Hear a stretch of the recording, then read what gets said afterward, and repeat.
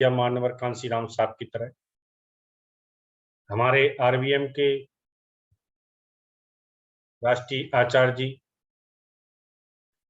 समस्त प्रदेशों के प्रदेश संयोजक, संभागीय संयोजक और जिला संयोजक और पूरी कार्यकारिणी को सादर जय भीम, नमो बुद्धाय।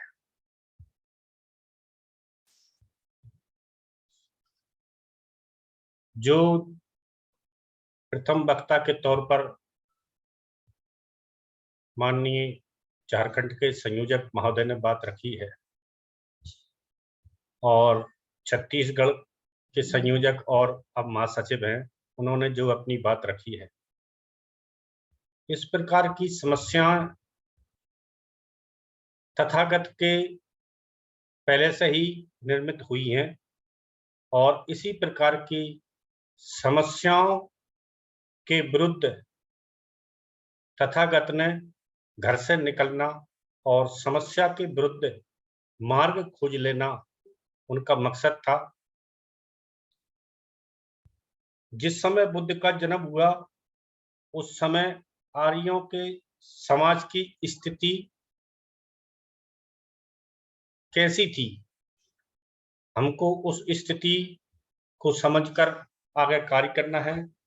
जो समस्या बुद्ध के समक्ष थी, वही समस्या अशोक के सामने थी। जो सम्राट अशोक कहलाए समस्याओं से निदान करते हुए, वही समस्या ज्योतिबा फुले साहब के सामने थी।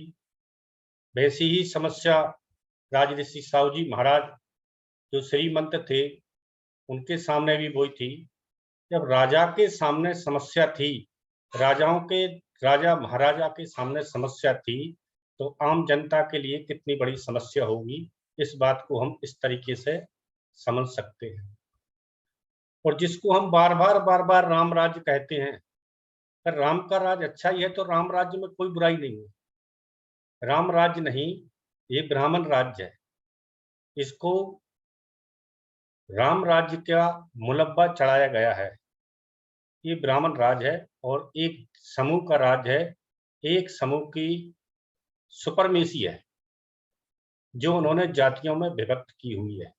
इसी प्रकार की समस्या बाबा साहब के सामने थी। बाबा साहब विश्व के नंबर 1 के विद्वान थे। बाबा साहब ने इस समस्या को ब्रिटिश हुकूमत के सामने रखी। ब्रिटिश हुकूमत के सामने रखने के साथ साथ उन्होंने समस्या के हल भी वो लेकर गए और हल ऑप्शन लेकर जाते थे। एक हल समस्या का एक हल नहीं होता था बाबा साहब के पास, एक समस्या के कई निदान होते थे।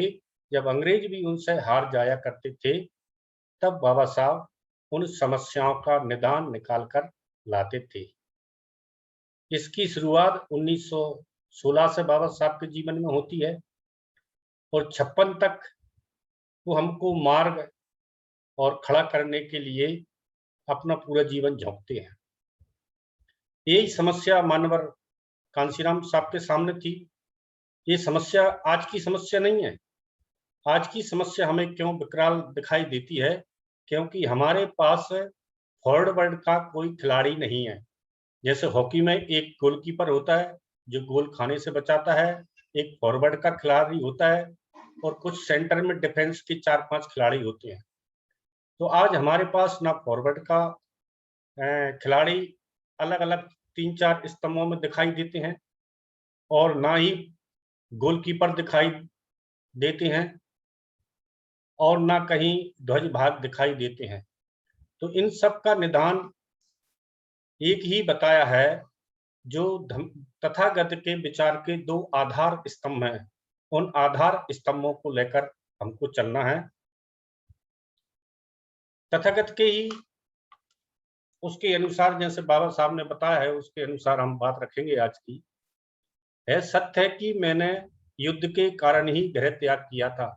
सिद्धार्थ राजकुमार क्या कहते हैं कि ये बात पूर्णतः सत्य है कि युद्ध के कारण ही गृह त्याग किया था, लेकिन शाक्यों और कोलियों का युद्ध समाप्त हो जाने पर मैं भी घर वापस लौट नहीं सकता। मैं देखता हूं कि समस्या का हल खोज निकालना है। तो इस समस्या का हल खोज निकालना ही उनका काम था। तो उन्होंने समस्या को अपने शब्दों में परिभाषित किया कि समस्या क्या है, कि समस्या है दुख। तो इस दुख को उन्होंने फिर आगे बुद्ध धम्मा में बाबा साहब ने कहा है, बुद्ध ने कैसे, राजकुमार सिद्धार्थ ने कैसे इसको सोचा बुद्ध बनने से पहले, कि राष्ट्रों के बीच संघर्ष यदा कदा ही होता है। राष्ट्रों के बीच युद्ध कब होता है? कभी कभार। किंतु वर्ग एवं जातियों के बीच का संघर्ष चिरस्थायी है। संसार में सभी दुख एवं कष्ट की जड़ में यही कारण मुख्य दिखाई मुझे देता है। सिद्धार्थ राजकुमार ने जब देखा, उनको शुरू से ही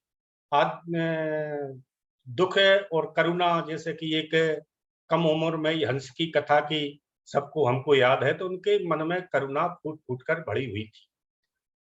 और दुख है, जो गरीबी है, भूख है, उसके लिए उनके मानस पर स्थायी स्थान प्रतिस्थापित हो चुका था कि ये बहुत बड़ी समस्या है कि मानव ही मानव का शोषण करता है।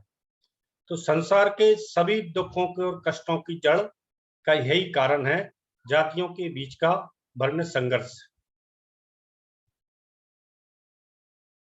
यदि कोई इसमें शक की गुंजाइश भी देखे, तो इसमें शक की कोई गुंजाइश नहीं है कि दुख के कई तरीके व्यक्त किए गए हैं।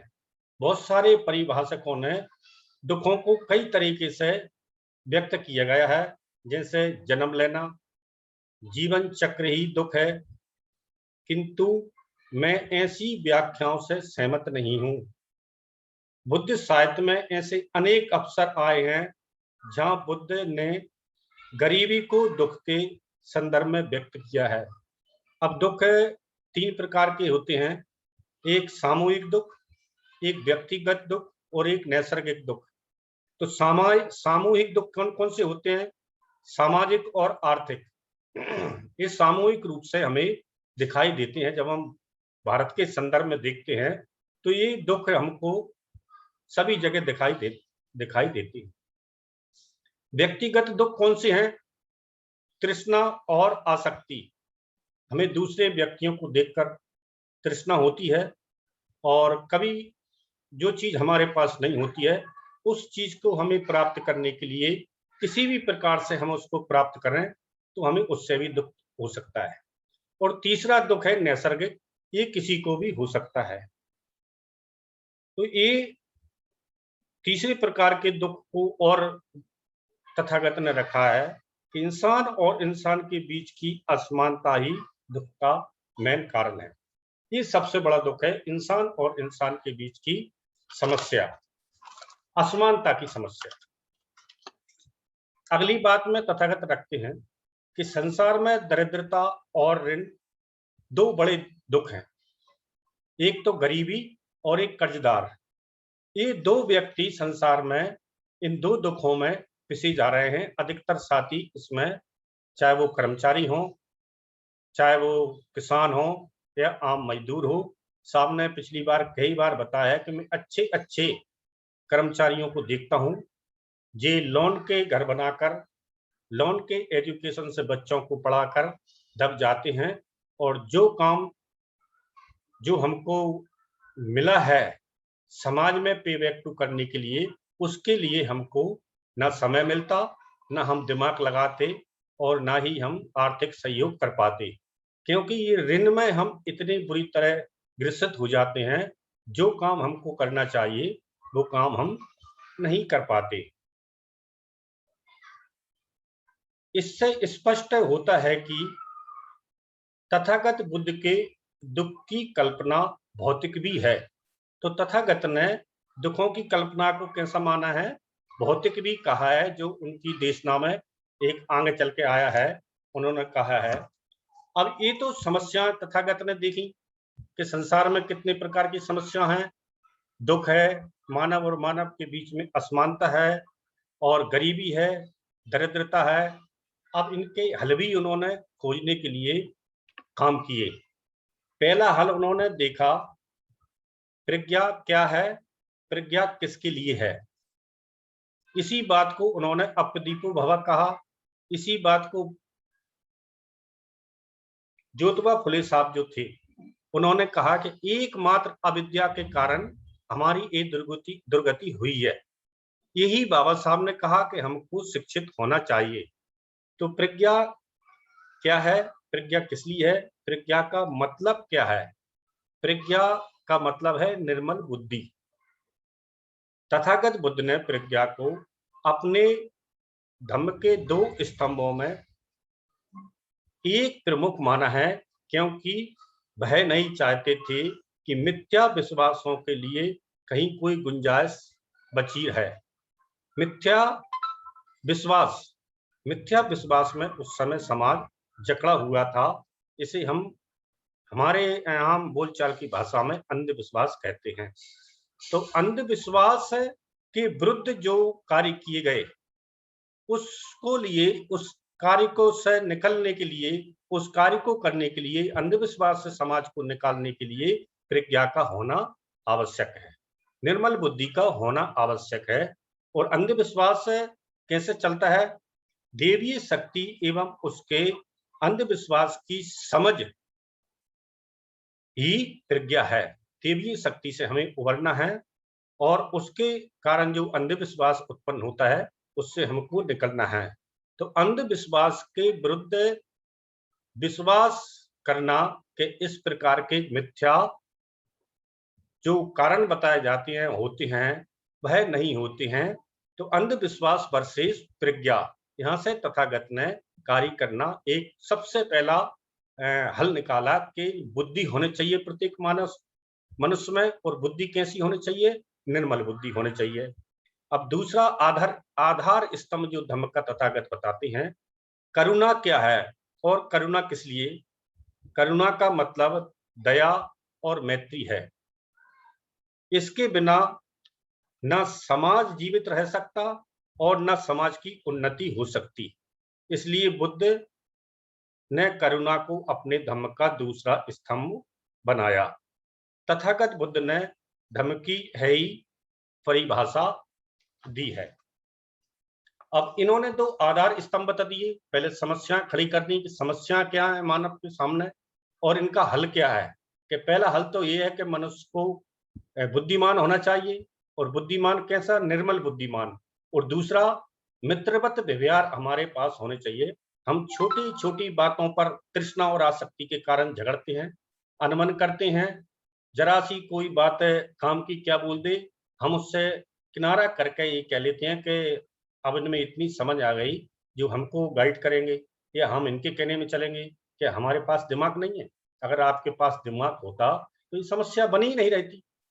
आप प्रेम की बजाय अनबन ज्यादा पैदा हम करते हैं। इस वजह से हमें ये दूसरे तरफ भी बुद्ध ने कहा कि मित्रता, बुद्धि जब आप में है तो मित्रता से आपको काम करना पड़ेगा, जब ही समाज जीवित रहेगी।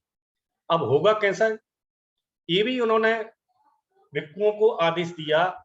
जो सबसे अच्छा संदेश गाता है, चरत भिक्षुवे चारिकम बहुजन हिताय बहुजन सुखाय।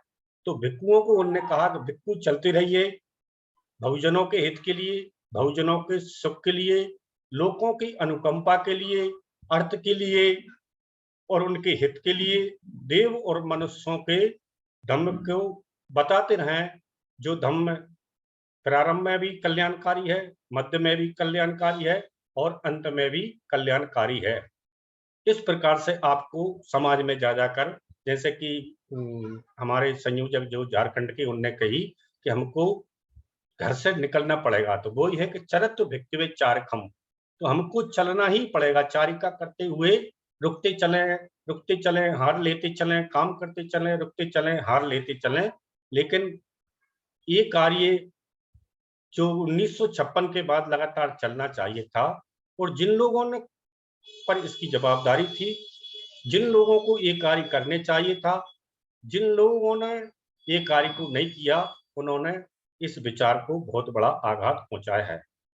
अभी भी समय है कि जो लोग इस विचार को समझ गए हैं, अगर ये लोग 2 अप्रैल जैसा तथागत के बताए हुए गैर रक्त रंजित क्रांति के साथ आगे बढ़ते हैं, तो ये कार्य कोई बहुत बड़ा कार्य नहीं है। इसी कार्य को करने के लिए राष्ट्रीय अध्यक्ष महोदय आरबीएम के प्लेटफॉर्म से आगे बढ़ाते हुए दिन रात कार्यरत और कार्य करते हैं, जिसकी सफलता हमें दिखाई देती है। अब इस कार्य को करते समय समस्याएं भी आएंगी। वो समस्या क्या है? एक तो सामाजिक रचना है। सामाजिक रचना जो है क्या, तो जब सामाजिक रचना जो असमानतावादी है इस प्रकार से, इसको जब बुद्ध ने सामाजिक रचना को बताया तो भिक्षुओं ने कहा क्या इसमें सुधार हो सकता है? ये सामाजिक रचना है सीढ़ी नुमा, क्या इसमें सुधार हो सकता है? तो तथागत ने कहा इसमें सुधार नहीं हो सकता। बुद्ध जानते थे कि ये भगवान की बनाई हुई सामाजिक व्यवस्था बताई जाती है। अब यह शब्दों को पकड़ना बहुत जरूरी है। कुछ लोग क्या कहते हैं कि भगवान ने बनाई, इसमें कुछ नहीं हो सकता है, लेकिन बाबा साहब कैसे कहते हैं कि ये व्यवस्था, बुद्ध जानते थे कि ये व्यवस्था भगवान के द्वारा बनाई हुई बताई जाती है, लेकिन मैं इस पर विश्वास नहीं करता। बताई जाती है ऐसा लोग कहते हैं, लेकिन मैं इस पर विश्वास नहीं करता, इसलिए इसमें सुधार नहीं हो सकता। इसे केवल समाप्त ही किया जा सकता है। अब इसको प्रबल कैसे बना के रखते हैं जाति इस व्यवस्था को? सबसे बड़ी है जाति व्यवस्था। इसमें एक जाति का supremacy of caste system जो है, उसमें एक जाति सबके ऊपर हेड बनी हुई है, अन्य जातियां इसकी सेवा में लगी हुई हैं। इसको जो अपने तरीके से पूरे भारत में, जैसे कि पेशवाओं का राज था, उस तरीके से भारत में लाने का पुरजोर प्रयास कर रहे हैं। इसके लिए उन्होंने समाज के नवयुवकों को ददीची बनाकर, ददीची की कहानी अगर आप लोगों में सुन रखी होगी या पढ़ी होगी तो आपको पता होगा ददीची का इतिहास में और साहित्य में क्या कार्य रहा है। और दूसरे जाति व्यवस्था के बाद फिर दूसरी समस्या क्या आती? हमारे पास कर्मकांड। कर्मकांड में सबसे पहला है कर्मकांड है यज्ञ। यज्ञ क्या होता है? एक तो ये पवित्रता लिए हुए है और दूसरा ये धार्मिकता के साथ आता है, तो इसमें किसी को बुराई नजर नहीं आती है। तो तथागत ने सबसे पहले इसी पर अटैक किया और उन्होंने कहा कि किसी प्रकार की हिंसा नहीं होगी। और जो पहला सूत्र दिया, पानाति पाता बेरामणि सिक्का पदम समादयामि, लेकिन इसकी भी अन्य लोगों ने क्लियरिफिकेशन कॉपीराइट करके अहिंसा को क्या कर दिया? अहिंसा परमो धर्मा। अहिंसा परमो धर्मा एक दूसरे सिरे पर पहुंचा हुआ सिद्धांत है।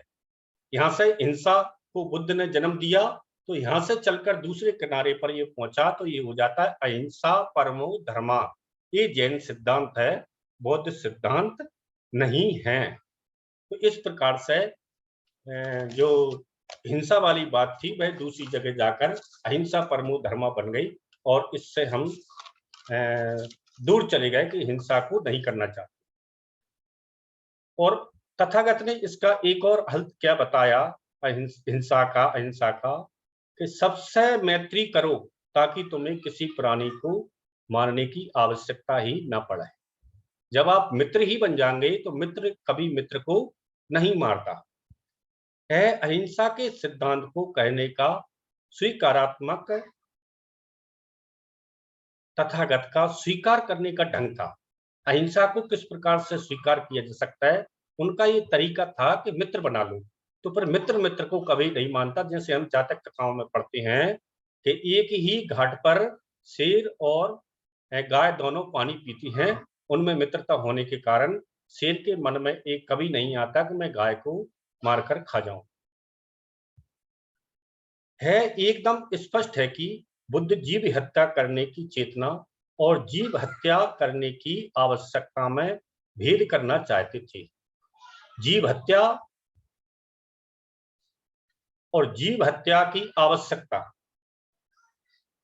नीड टू किल और विल टू किल, ये बुद्ध ने, बाबा साहब ने बुद्ध एंड धम्मा में छोटे शब्दों में लिखा है कि नीड टू किल और विल टू किल, अगर आवश्यक है तो आप उसको मार दीजिए। जीव हत्या करने की आवश्यकता थी, जहां उन्होंने जीव हत्या करना मना नहीं किया।